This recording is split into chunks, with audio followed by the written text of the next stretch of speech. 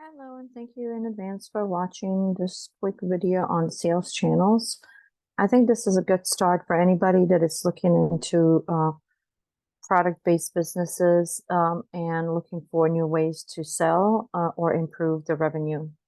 So first, we're going to spend some time talking about direct-to-consumer, so DTC sales channels, and then we'll move on to B2B channels.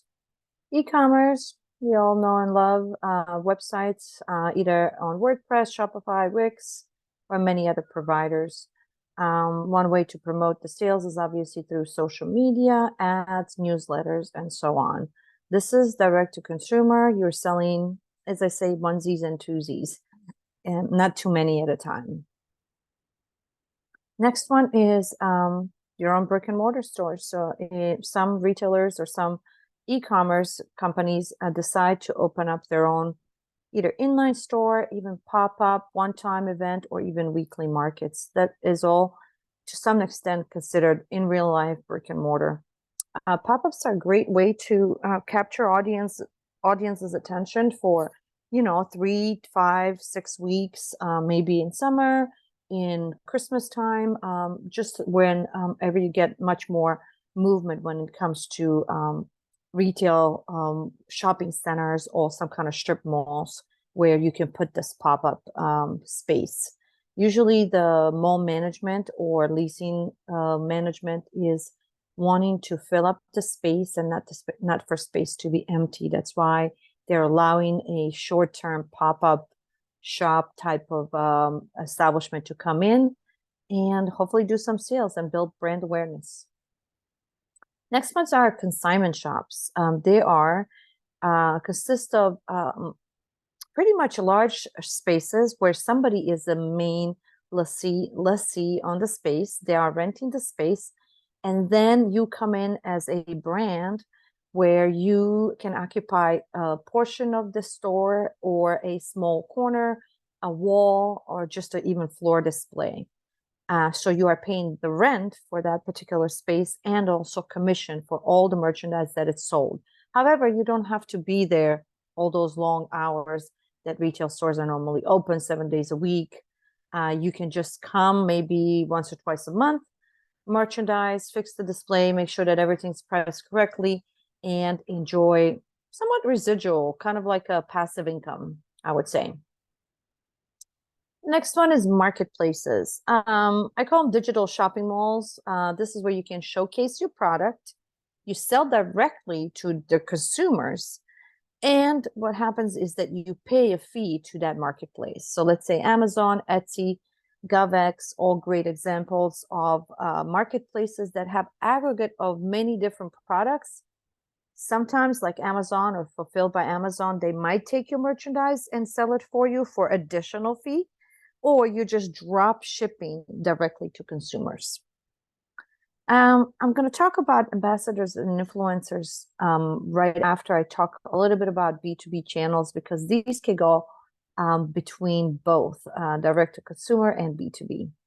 But B2B stands for business to business, and they are great channels if you are strong in your pricing strategy, meaning if you are making or purchasing your merchandise at the really, really good wholesale price, and you are able from manufacturer most likely or distributor, and you are able to sell it to another retailer. So where do they meet? Traditionally, wholesale has been done, B2B has been done over trade shows. That's a place where you make connections, conduct sales, and build relationships with retail buyers. A really good way to, in a concentrated amount of time, only talk to the qualified leads. Okay, they're there to do business. You're there, you're exhibiting. Maybe you hire some models. Maybe you have you should have a very nice booth design. You're giving them flyers, samples, maybe even selling. That's called cash and carry. Maybe even you're selling your products on these trade shows.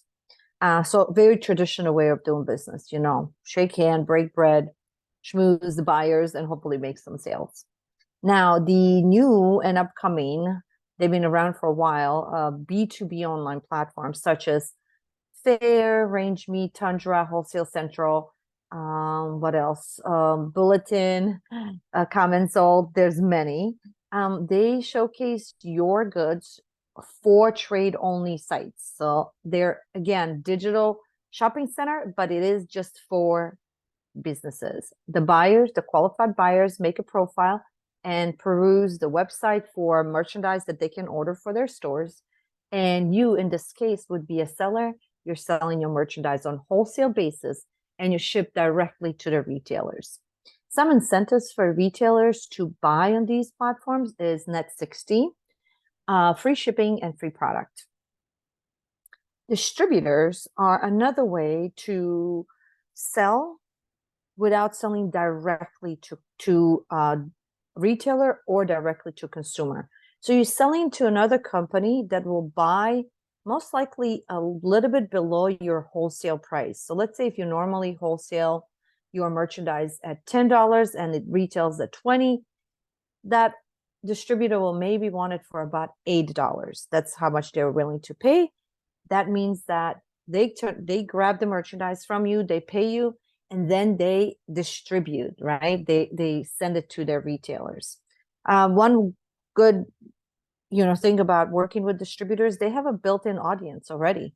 It's not like you have to do the sales or cold calling or anything like that. Here on this list, last but not least, sales reps and brokers. They can be individual or companies that help you make sales. They promote and market, obviously, for a fee, normally called commission, but they are not necessarily the ones that are taking ownership of the inventory by any means. They're just a middleman making introductions, connecting you with the qualified leads, and collecting commission on those sales. And then last but not least, ambassadors and influencers. So a little bit about those two. Ambassadors, influencers, even affiliates. To some degree, these terms have been intertwined. They're pretty much people that are willing to vouch for your brand, that get maybe samples to them, maybe some freebies, and they're out there in the world promoting your brand and somehow getting compensated.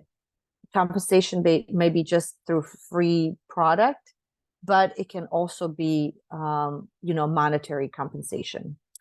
So I'm hoping this sales channel explanation gives you a little bit of an idea on what are different ways to sell exact same merchandise to different people or entities, companies, under different terms in order to build your brand and succeed in this game of selling and trade. I hope this was good, and happy selling.